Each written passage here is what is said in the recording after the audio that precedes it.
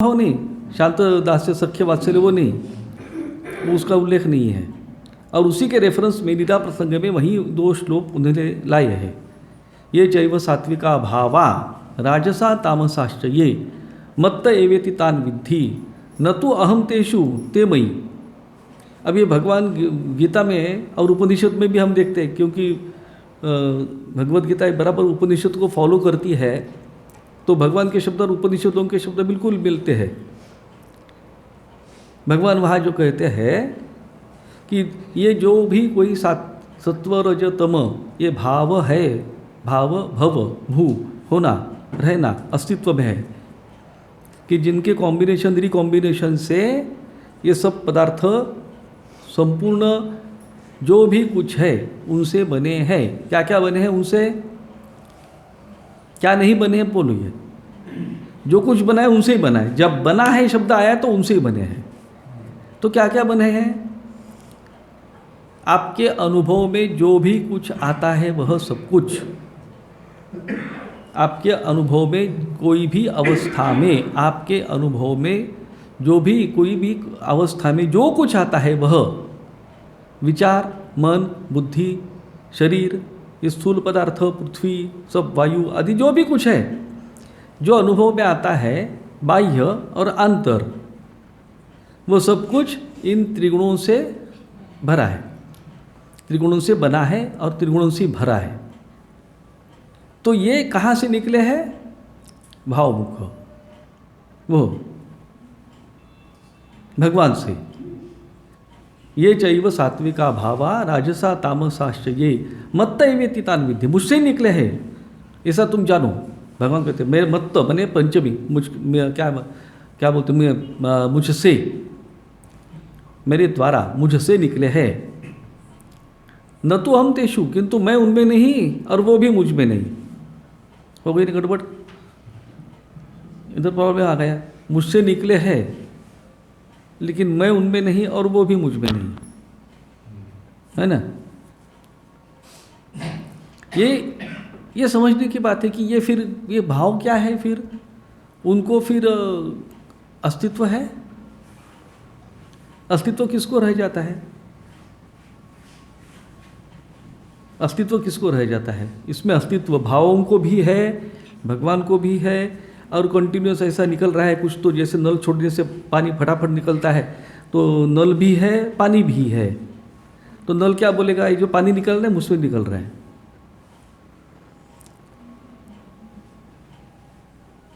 जो वहाँ से निकल रहा है ना।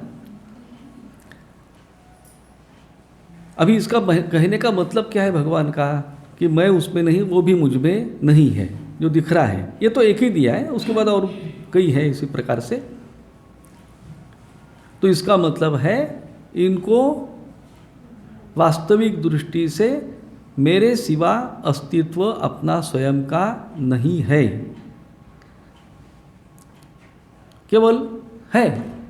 जैसे पानी और उसके ऊपर लहर, लहर दिखती है लेकिन उसको अपना ऐसा अलग अस्तित्व नहीं दे सकते। पानी है, वो पानी को छोड़ के उसको अपना अस्तित्व नहीं दे सकते। सिर्फ नाम और रूप, रूप है, आखरा गया और उसको हम नाम देते हैं 1 2 3 4 5 6, लेकिन है तो सब कुछ पानी ही पानी। लहर रहे अथवा न रहे, लहर रहे तो भी प्रॉब्लम नहीं, और क्या बोलते हैं बैठ जाए तो भी कोई प्रॉब्लम नहीं। अच्छा, लहर की उत्पत्ति कहाँ से होती है? तो उधर से होती है। कहाँ रहती है? उसका अस्तित्व तो भी पानी में ही है, पानी में है, पानी ही है वह। और लय कहाँ होती है? तो पानी में होती है। सृष्टि स्थिति विनाश, सृष्टि स्थिति लय किसका? लहर का। लहर का माने नाम रूप का। तो नाम रूपों का सिर्फ दिखने के लिए है, वास्तविक उनको अस्तित्व नहीं है। अस्तित्व केवल जल को है। अभी यही फॉर्मूला इधर लगाइए। कितने भी क्या बोलते हैं सत्व रजत कुछ भी हो जाए तो ये केवल खेल है, खेल चल रहा है। और बड़ा खेल चल रहा है, बहुत ही भयंकर, क्या बोलते हैं, ज़बरदस्त बड़ा खेल चल रहा है तो केवल एक ही। दिखता तो अलग अलग है, दिख रहा है अलग अलग। किसको किसको दिखता है? जिसको दृष्टि है। हमको तो अलग अलग ही दिखेगा, हमको पानी भी दिखता है, लहर भी दिखता है, ये भी दिखता है, वो सब भी दिखता है। लेकिन अगर आप जल को पूछेंगे कि तुम इस प्रकार से अलग अलग क्यों हो गए भाई, तो क्या बोलेगा वो? अलग हुआ ही नहीं। अलग अलग दिख रहा हूँ बोलो पहले, लेकिन मैं अलग नहीं हुआ, मैं ही हूँ सब में। अलग नाम की चीज है ही नहीं, अलग नाम की चीज है ही नहीं ना। समझ रहे ना आप? जैसे आकाश, यहाँ का आकाश, इसको समझे हम मठाकाश बोलेंगे, मठाकाश, और इसके बाहर है वो बाह्य आकाश, है ना, बाहर अलग है। अलग हो सकता है। समझिए आपने पूरे दरवाजे भी बंद कर दिए तो भी अलग हो सकता है क्या? नहीं। तो कहने मात्र के लिए है, बोलने मात्र के लिए है। आकाश को पता ही नहीं लगे पगले लोग क्या कर रहे हैं, घटाकाश मठाकाश और पटाकाश क्या कर रहे हैं, मेरे में कुछ डिफरेंस है ही नहीं, ये क्यों बोल रहे हैं इस प्रकार से? हम केवल अभी ये है, हाँ इधर ये पॉइंट था, इसको हम बोलते हैं उपाधि। ये उपाधि लग गई, आकाश को हमने उपाधि लगा दी। आकाश नहीं बोल रहे हैं कुछ अपने तरफ से, हम कहते हैं कि ये घटाकाश है, घट, नहीं तो ग्लास के अंदर ग्लासाकाश ऐसा बोल देंगे, नहीं तो घटाकाश, नहीं तो गृहाकाश, मठाकाश, ये बाहर का बाह्य आकाश। अरे काहे का बाह्य और काहे का अंदर वाला? आकाश ही आकाश है ना। इधर जो आकाश है वो उधर भी है, उधर भी है, उधर भी है, उधर भी है, चंद्र सूर्य और कहाँ जितना है पूरे के पूरा दुनिया भर फैला है। अभी फैला भी नहीं बोल सकते, वो एक ही आकाश, उसमें फैलाने का और सिकुड़ जाने का बात ही नहीं आती। ये सभी शब्द उधर नहीं लगेंगे, एकत्व है। तत्र को मोह का शोक एकत्वम अनुपश्यति। अभी यह जो जल तत्व है, जैसे हमने कहा लहर के संबंध में, उसी प्रकार से आप समझ लीजिए कि वह जल तत्व माने साक्षात चैतन्य तत्व है, सच्चिदानंद है, और वही श्री रामकृष्ण है। तत्तत्वमेकम भुवि रामकृष्ण। और वही एक जो परमात्मा तत्व जिसको हम श्री रामकृष्ण नाम दिए हैं, वही एक ही तत्व कब से है? कब से है वो तत्व?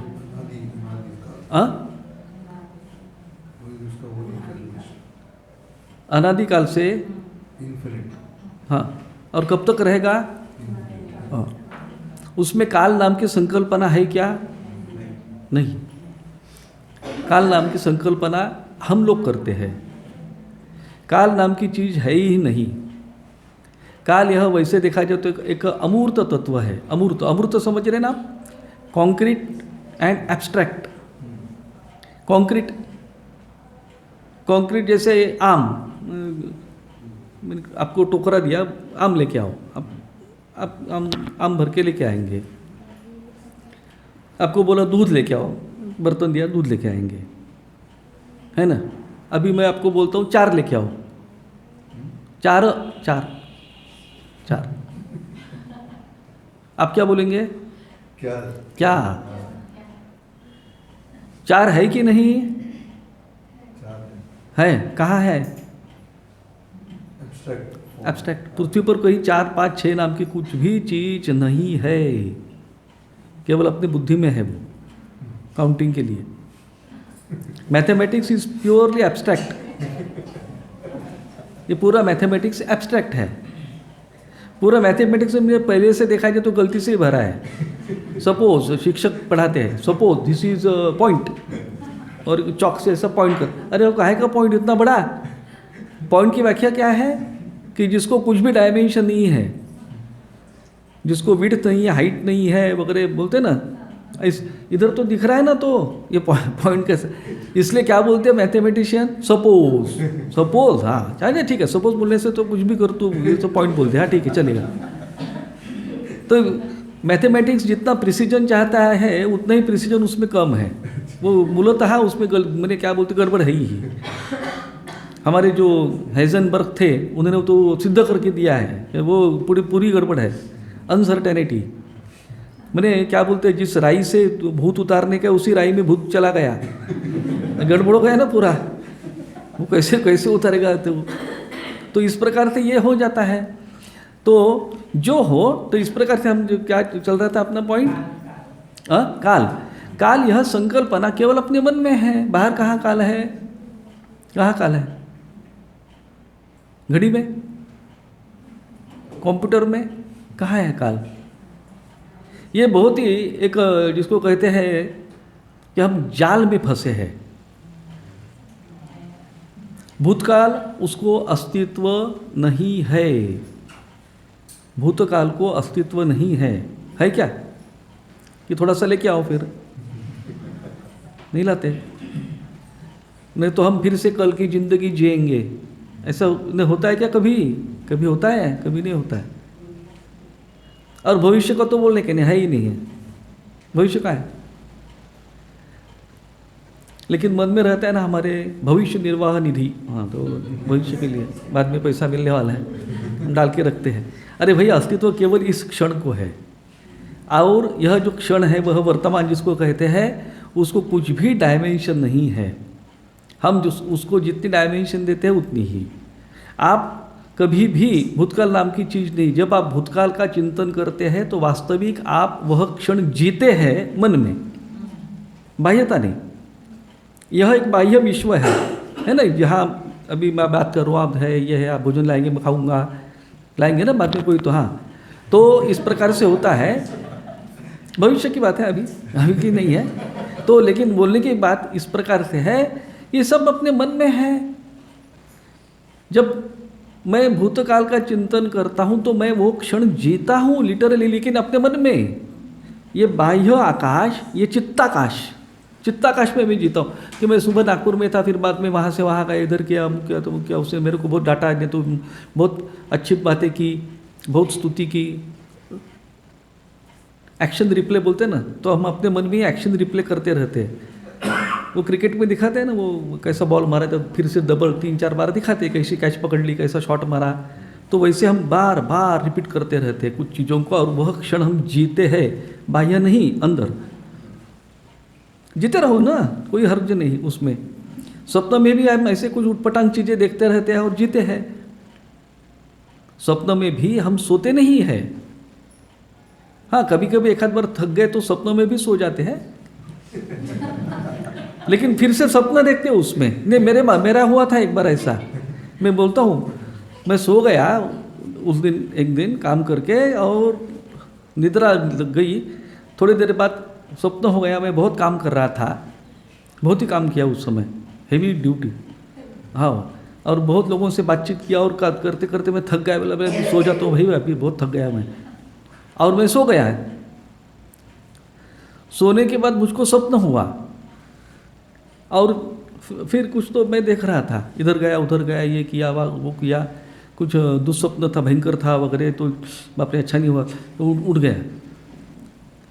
उठ गया तो फिर से देख रहा हूँ, और थोड़ी देर बाद मैं रियली उठ गया। अभी रियली का और झूठा उठना क्या है मेरे को पता नहीं, लेकिन अभी ये इस जगत में मैं उठ गया, जो हमारा जो नित्य परिचित है अभी भी उसमें।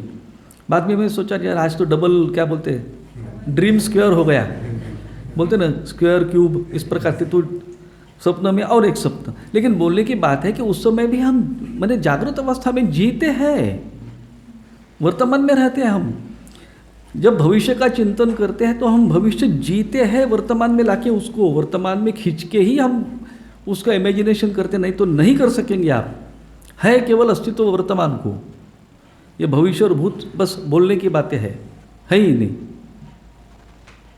तो है, इसलिए वो गिरीश चंद्र की शायद स्वामी जी ने एक भजन की एक है रचना है, योगासने महाध्याने मग्न योगी वर राजे रे, है ना। योगासने महाध्याने, बंगला भी आपको मिलेगा वो।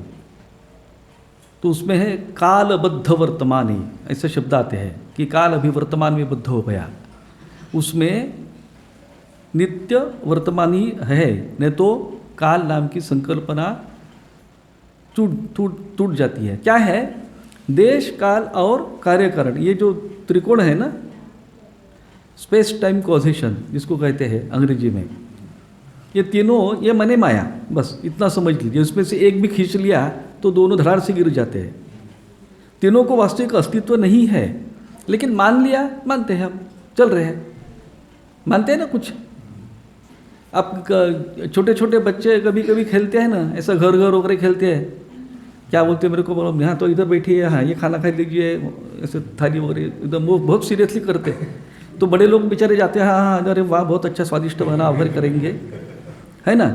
मान लिया, मानने से तो कुछ हर्ज नहीं, तो बेचारा वो रोना चालू करेंगे, तो ठीक है मानते हैं।